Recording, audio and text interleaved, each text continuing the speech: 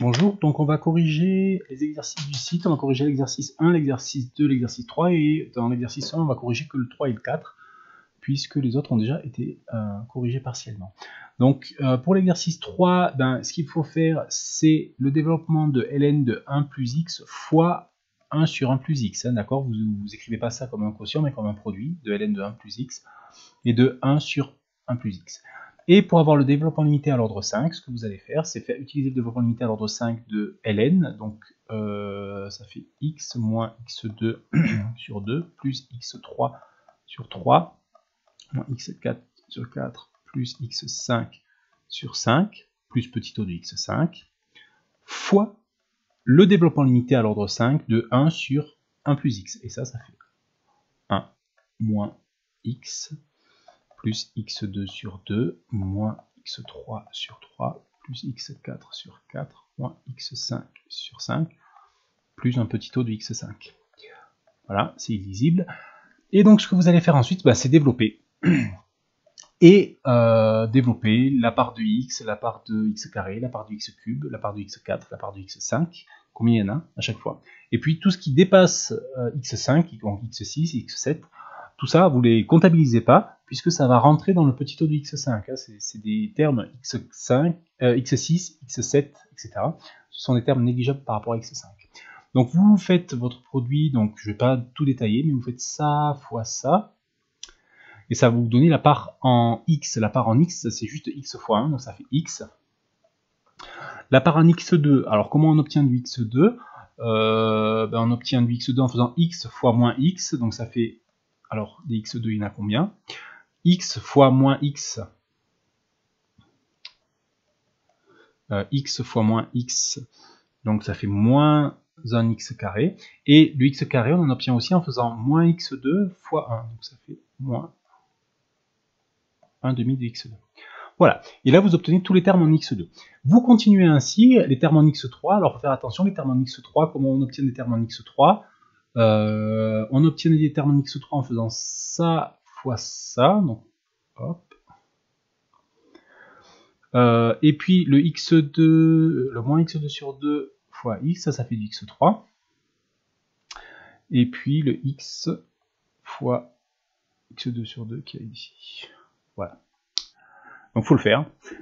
Comptabiliser le nombre de x3 que vous avez. Pareil pour x4, pareil pour x5. Et puis après, tout le reste, vous le négligez, vous le mettez dans un petit o de x5. Voilà. Ça vous donne le développement limité de ln de 1 plus x sur 1 plus x. Ensuite, pour i de x, la question 4, c'est un peu plus compliqué, c'est une fonction qui est une fonction composée. Donc pour les fonctions composées, comment on fait les développements limités? Il s'agit d'utiliser le développement limité de exponentielle de x qui est égal en 0 à 1 plus x2 sur 2 plus x3 sur 6 plus petit o de x3, et d'utiliser le développement limité de sinus x en 0 à l'ordre 3, ça fait 1 moins limité de sinus en 0, ça fait x moins x3 sur 3, sur factoriel 3 sur 6, plus petit o de x3.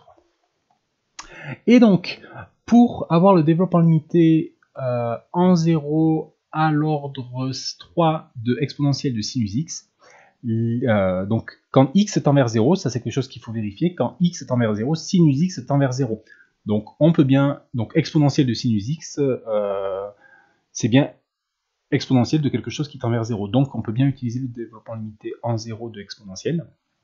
Ça c'est quelque chose qu'il faut vérifier. Par exemple, exponentielle de cosinus x, vous ne pourriez pas utiliser le développement limité d'exponentielle en 0 puisque cosinus tend vers 1 en 0 et pas vers 0. Et donc, faut pas trop se soucier de ça, mais bon, on va avoir ça quand même en tête. Et comment est-ce qu'on fait pour avoir exponentielle de sinus x et le développement limité à l'ordre 3? L'idée, c'est de calculer ce développement limité en remplaçant x par le développement limité de sinus, en développant et en tronquant à l'ordre 3. Donc là, le 1, il n'y a pas de souci, on le laisse comme ça. Le x, vous le remplacez par x moins x cube sur 6 plus petit o de x cube. Et ensuite, vous avez un x2 sur 2, donc le sur 2, on n'y touche pas, et le x2, vous le remplacez par tout ça. Tout ça. Voilà.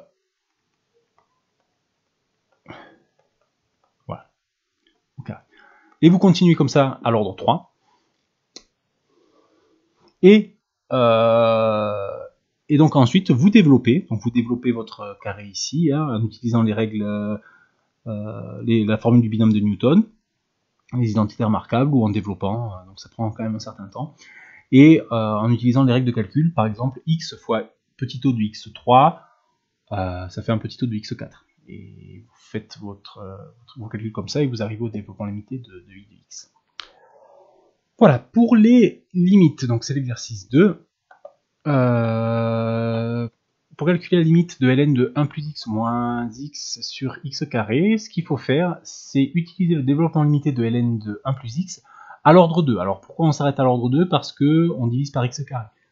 Ce sera toujours comme ça qu'il faudra faire. Donc vous dites que ln de 1 plus x moins x, ben, je remplace ln de 1 plus x par son développement limité. Ça fait x moins x2 sur 2. Ça, plus petit o de x2. Ça, c'est mon développement limité de ln de 1 plus x. Donc ça, c'est ça. Le moins x que je mets ici.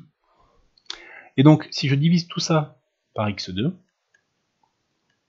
hop, je divise tout ça par x2. Donc vous voyez que le x s'en va avec le moins x qu'il y a ici. Ben, ça me fait quoi? Ça me fait moins x2 sur 2 divisé par x2. Donc ça me fait moins 1,5. Plus un petit o de x2 divisé par x2. Ça fait un petit o de 1. Alors, il faut savoir ce que c'est qu'un petit o de 1. Un petit o de 1, c'est quelque chose qui est négligeable par rapport à 1, donc c'est quelque chose qui tend vers 0.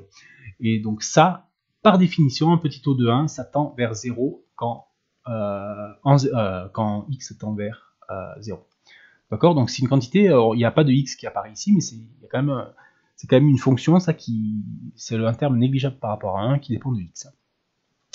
Donc c'est quelque chose qui tend vers 0 quand x tend vers 1. Et donc la limite recherchée, cette limite-là, c'est moins 1,5. Voilà. Pour cosinus x moins 1 sur x, donc ce que vous dites, c'est que cosinus x moins 1 sur x, c'est quoi? Vous faites le développement limité à l'ordre 1 de cosinus x, et ça vous fait, donc cosinus x, c'est 1, ça fait 1, plus rien, puisqu'il n'y a pas de terme en x dans le développement limité de cosinus x, plus un petit o de x, du coup, c'est ça, hein, moins 1 sur x, donc les 1 se simplifient, et ça fait un petit o de x sur x, et ça fait un petit o de 1. Ce qui veut dire que cette quantité-là, ça, c'est un petit o de 1, donc c'est quelque chose qui tend vers 0 quand x tend vers 0. Donc ça, la limite recherchée, c'est 0. Voilà. Et ensuite, on fait pareil avec le cos x moins 1 sur x carré. Ben, il faut pousser le développement limité à un cran plus loin. Donc ça fait 1 moins x2 sur factoriel 2, donc sur 2, plus petit o de x2, moins 1 divisé par x2. Les 1 se simplifient, et ça fait moins 1,5 plus un petit o de x2 divisé par x2, ça fait petit o de 1. Et cette quantité-là, ça tend vers moins 1,5. Donc ça tend vers cette quantité-là, hein, puisque ça tend vers 0. Quand x tend vers 0. Donc la limite qu'il y a ici, c'est moins 1,5. Vous pouvez le vérifier à la calculatrice en faisant la table. Voilà. On va s'arrêter là, puis on va corriger dans une autre vidéo